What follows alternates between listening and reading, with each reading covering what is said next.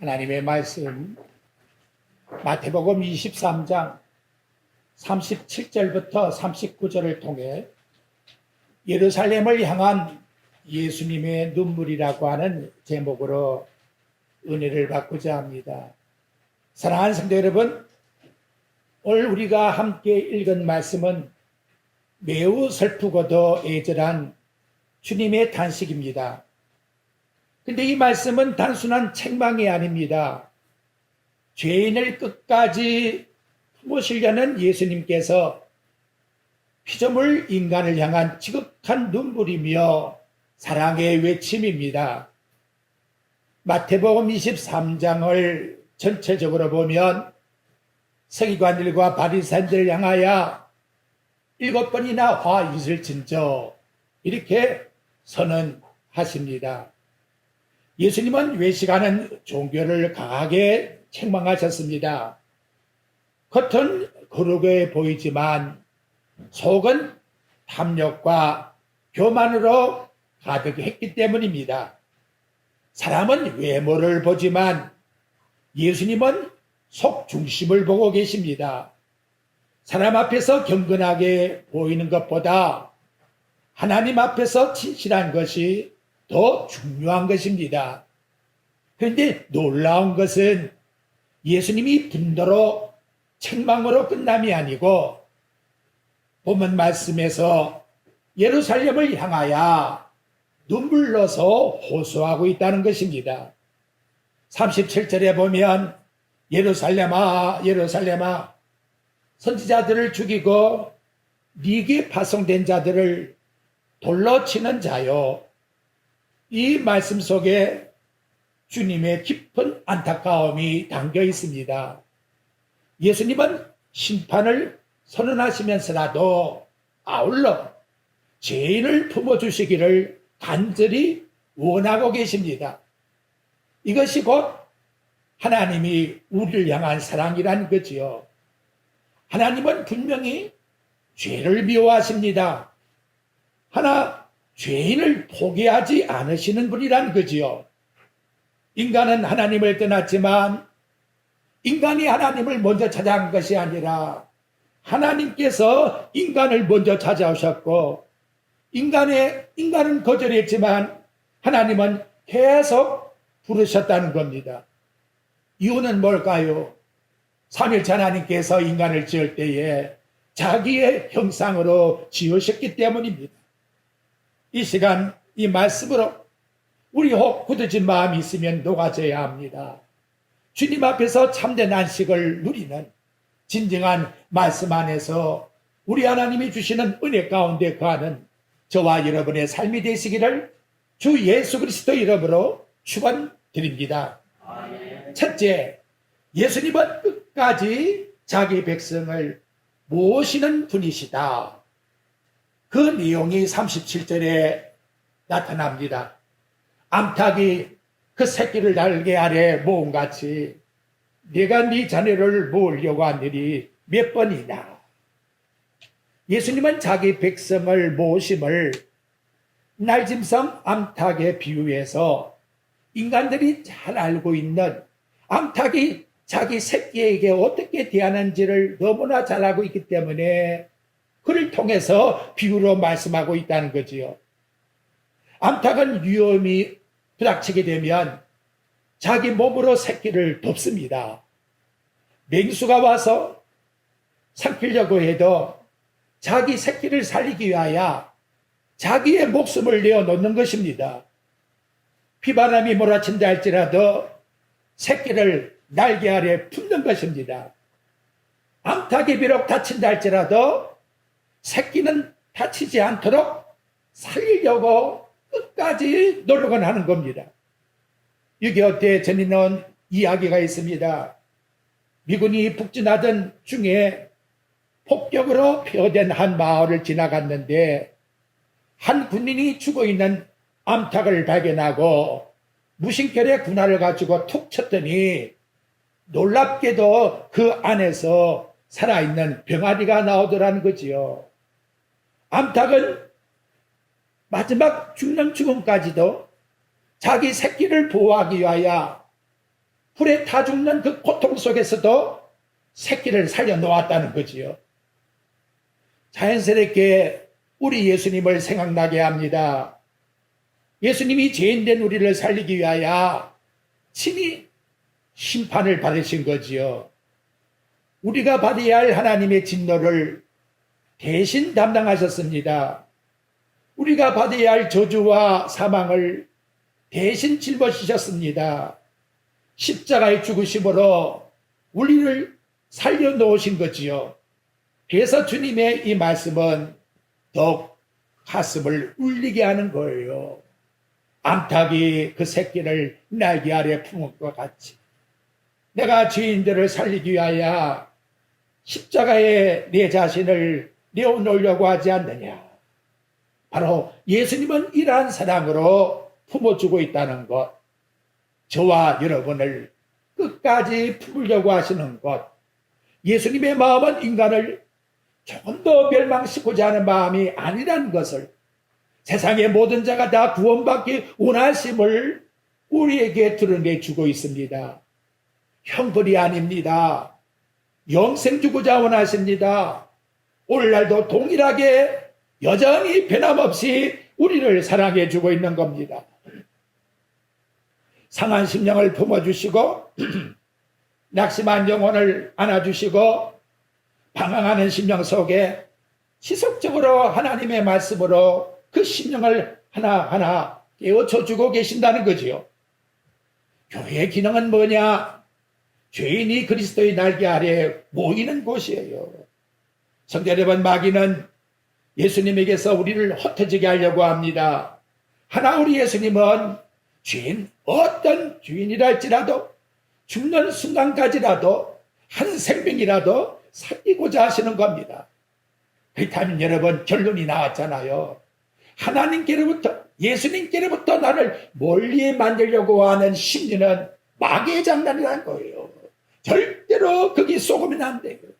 어떻게 하든지 나를 예수님께로, 십자가 앞으로, 말씀 앞으로, 또한 엎드려 기도하게 만든 그것이 곧 성령이 역사하심이요 나를 사랑하시는 주님의 정거라는 것을 분명히 우리들에게 보여주고 있는 겁니다. 결론이 뭐냐? 주 안에서 주님의 품 안에 있는 자가 복이 있는 사람이라는 것을 일러주고 있는 겁니다. 인간인지라 살다 보면 비바람도 몰아치는 거잖아요. 환난도 있고 고통도 있고 아픔도 있고 질병도 있고 낙심날 일이 있지만 그럼에도 불구하고 그리스도 안에 내가 숨으려고 하는 이러한 놀라운 은혜의 정신을 가지고 있다면 이것이 바로 복 있는 자라고 말씀해 주고 있는 것입니다. 예수님은 흩어진 하나님 백성 하나로 모시기 위하여 자기 자신의 몸을 찢어 죽이신 겁니다. 십자가는 잊어버린 양을 다시 모시는 하나님의 사랑의 현장이지요. 하나 마귀는 온갖 수단 방법을 가리지 않고 하나님의 자녀를 주님 품 안에서 떠나도록 유혹을 하는 거예요. 죄 지어봐라. 너 하나님과 같이 될 것이다. 하지만 예수님의 날개 아래 있는 자만이 진정한 참된 평안과 영원한 생명을 누리게 되는 거지요. 이 말씀 속에서 죄를 향한 주님의 애끓는 사랑이 담겨 있는 겁니다. 예수님은 심판만 말씀한 분이 아닙니다. 끝까지 부르시고 끝까지 기다리시고 끝까지 품어주셔서 한 생명이라도 구원코자 하심. 그래서 나는 너를 구원하고자 내 생명까지도 줄 수 있다라고 십자가에서 우리를 향한 하나님의 사랑을 확증해 보여주신 것입니다. 두 번째, 인간의 비극이 뭐냐? 원하지 않는 마음. 이것이 우리 인간이 가진 비극이라는 거예요. 37절 후반전에 나오지요. 그러나 반대가 나오지요. 너희가 원하지를 않는도다. 이 말씀 정말 두렵고도 슬픔의 선언입니다. 예수님은 그토록 죄인을 살리고자 원하시는데 예루살렘을 품기를 원하시며 멸망 가운데 있는 자기 백성을 구원하기를 원하시는데 유대인들은 자기 앞에 있는 하나님을 원하지 않고 있다는 거지요. 그분이 주는 그 은혜를 거절하고 있다는 겁니다. 창조주 하나님이 직접 오셔서 이렇게 원하고 계시는데도 한 줌의 헛덩이가 무슨 권세가 있고 힘이 있다고 창조주 하나님 앞에서 거절하고 있다는 것이지요. 얼마나 이 죄성의 본질이 깊은가를, 얼마나 더럽고 추악한가를, 얼마나 하나님 앞에 심판받을 존재라는 것을 그대로 드러내고 있다는 것 보여주고 있는 겁니다. 죄는 단순한 실수가 아니에요. 죄의 뿌리를 깊이 들어가게 되면 하나님 없이 살 수 있다고 하는 것이 죄의 본성이란 말이에요. 이게 얼마나 무서운 죄악입니까? 하나님 다스림 나 싫어해.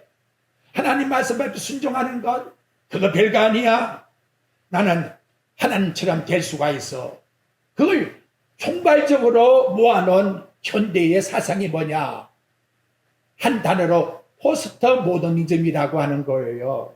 말이 영어가 되어서 어려운데 쉽게 설명드리면 모든 사람에게 똑같이 적용되는 절대 진리는 없다는 거예요. 진리라는 것은 각각 다 다르다는 거지요.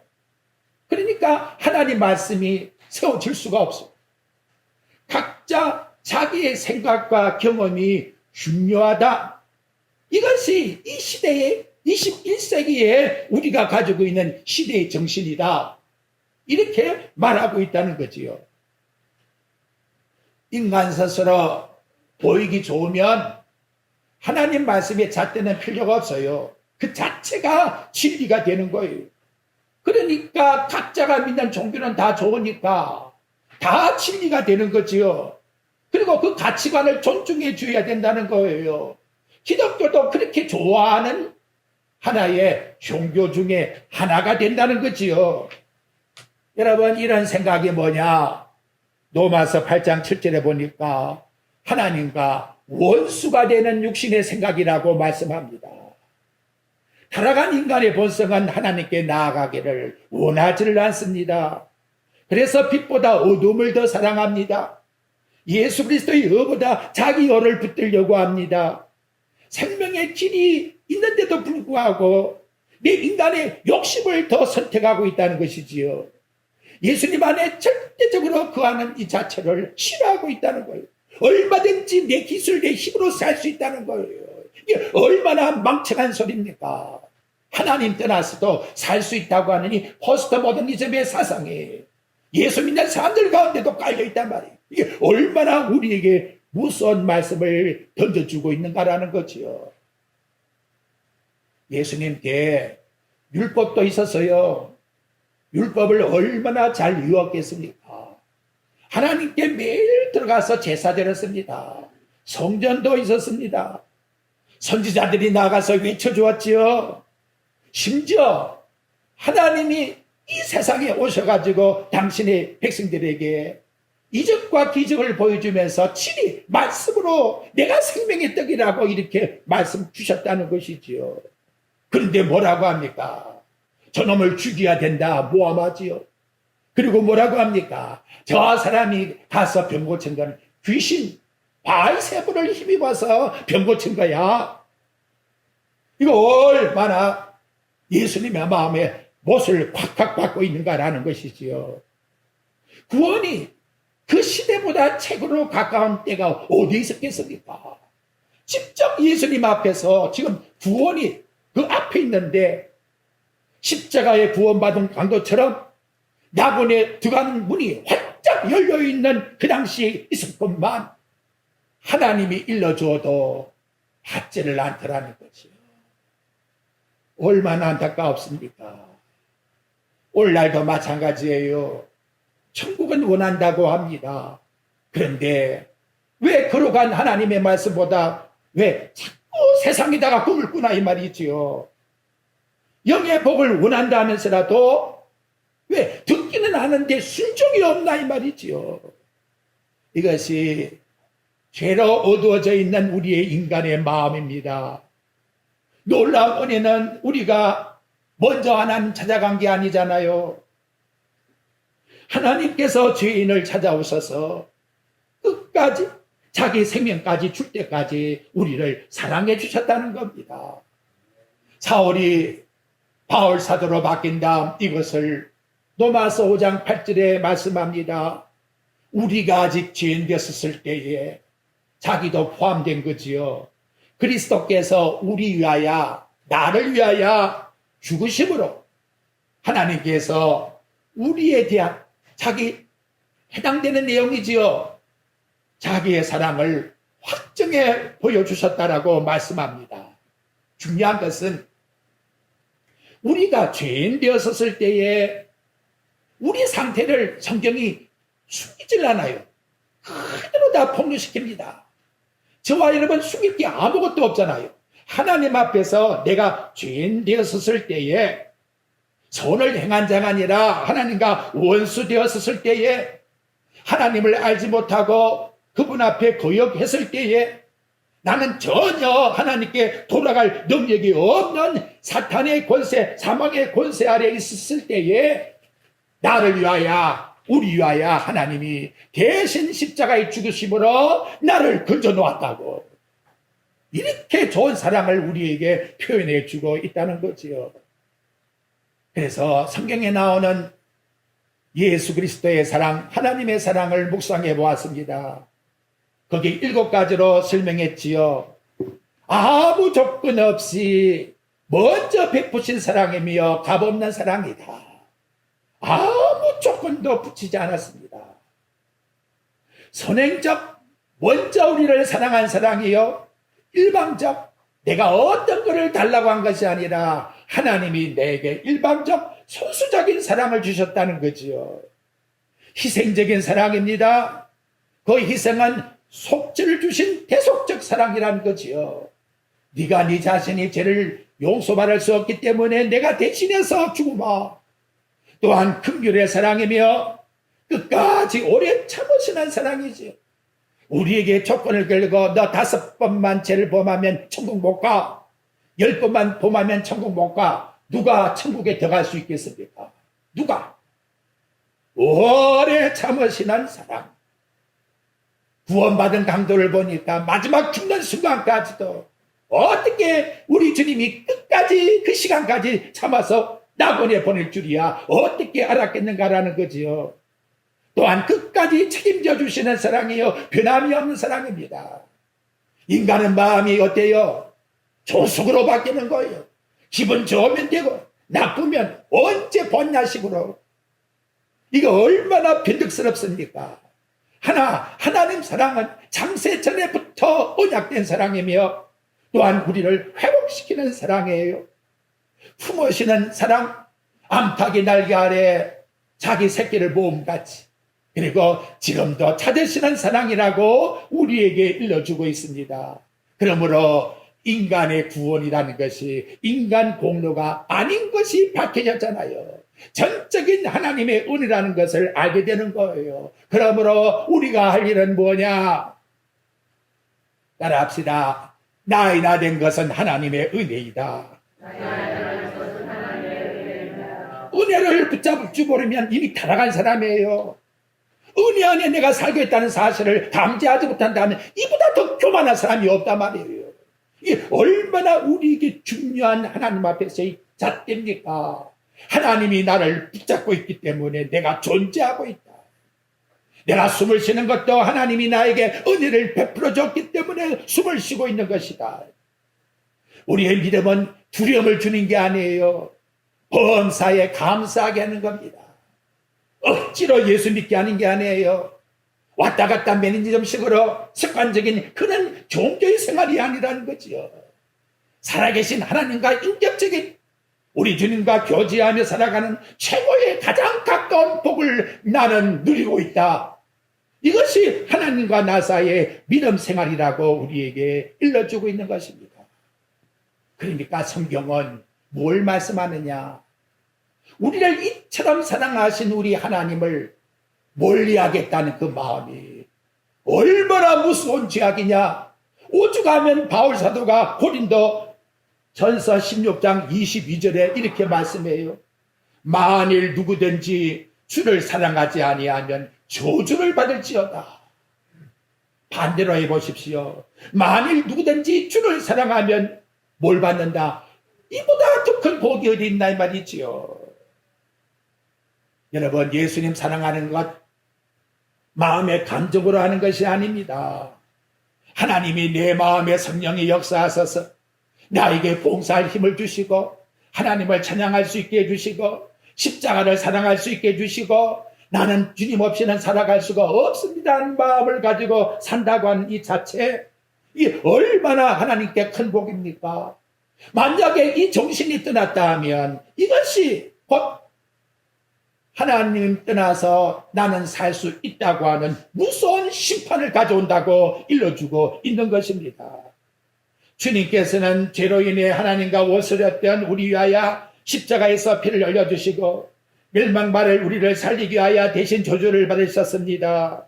그런데도 끝까지 그 사랑을 거절하면 결국 남는 것은 심판밖에 없다는 걸 일러주고 있지 않습니까? 나는 정말 우리 예수님 사랑합니까? 이 세상 살아가면서 주님 사모한다고 말씀하고 있습니까? 형식보다 더 십자가 안에서 정말 주님 부르신 그 말씀 안에 거하기를 원하고 계십니까? 저는 결탄코 말할 수 있어요. 하나님 살아계신다는 걸 나 목숨을 내놓을 수 있어요. 내 인생 70 살아오면서 하나님이 얼마나 나에게 생생하게 줬는지 나는 잊을 수가 없다 이 말이에요. 정말 하나님 살아계셔서 역사한 거예요. 수고하고 묵은 짐자들아 다 내게 오라. 내가 너희를 쉬게 해주리라. 하나님께 가까이함이 내게 복이라. 내가 주 여호와를 나의 피난처로 삼아 주의 모든 행적을 전파하리이다. 아사비한테 마음의 고통이 뭐냐?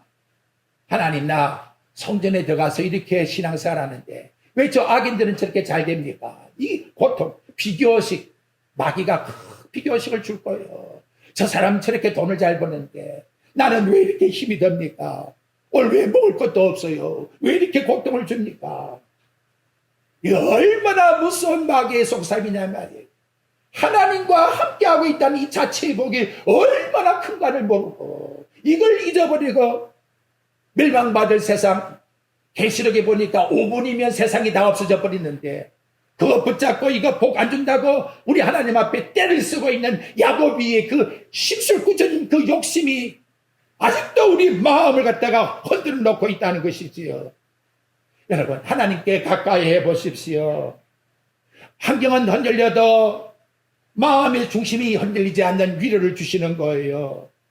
사람은 떠나도 하나님 결코 나를 떠나지 않습니다. 세상은 변해도 하나님 사랑은 결코 변하지 않습니다. 하나님께 가까이 하는 영혼은 광야에서도 은혜를 받습니다. 하나님께 가까이 한 다윗의 마음이 무엇입니까? 저는 여러분에게 아침 일어나면 이렇게 기도했으면 좋겠다 싶어요. 나의 힘이 되신 여호와여, 내가 주님을 사랑합니다. 이 얼마나 좋은 고백입니다. 하나님, 나 돈 주세요. 오늘도 돈이 있어야 되겠어요. 이거 얼마나, 아빠 나 돈 안 주면 아빠는 내 아버지 아니야. 우리 이러지 맙시다. 이 시간 우리 굳은 마음이 깨어져야 됩니다.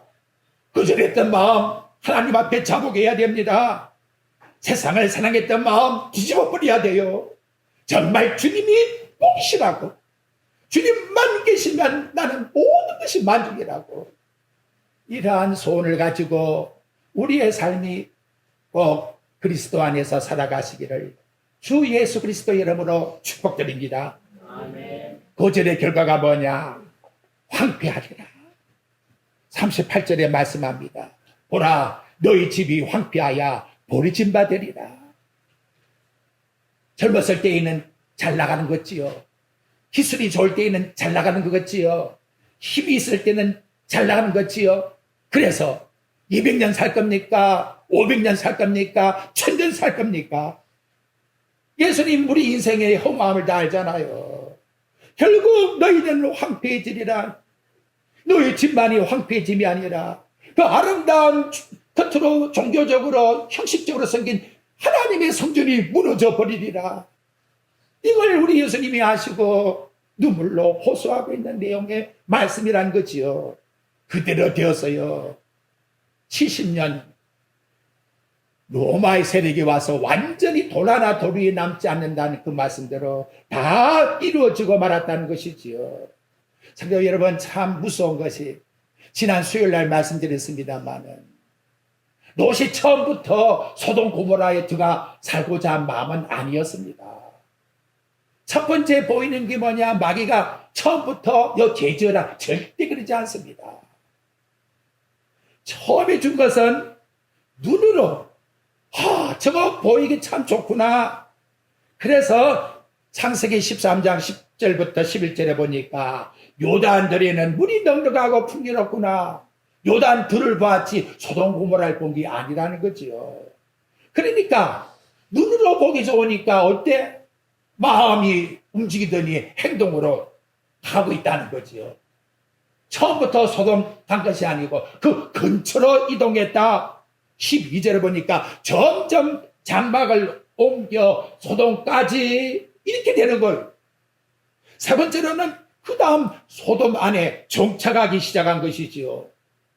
제가 살아보니까 살기가 좋거든. 그래서 롯도 다음 투를 하다 받았어요. 그래서 창세기 14장 19장 1절에 보니까 소돔 고모라에 성이 앉아 있었다. 재판석에 앉아서 보관이 되었다는 거지요. 그런데 그날 밤 천사가 와서 경고할 때에 어땠습니까? 얼마나 주저주저했나 이 말이지요. 가기 싫어서. 이 죄성이라는 것이 마음에 굳어지게 되면 정말 녹아지기가 어렵다는 거예요. 처음부터 타협한 게 아니나예요. 너 조금만 기도 멀리해. 조금만 말씀 멀리해. 그래, 네 좋아하는 건 한번 해봐. 조금만 더 가까이 가봐. 그리고 거기 한번 심취돼봐. 나중에는 거기에 빠져버리면 나오지를 못하는 거예요. 이게 얼마나 심각한 말씀의 내용인가라는 것이지요.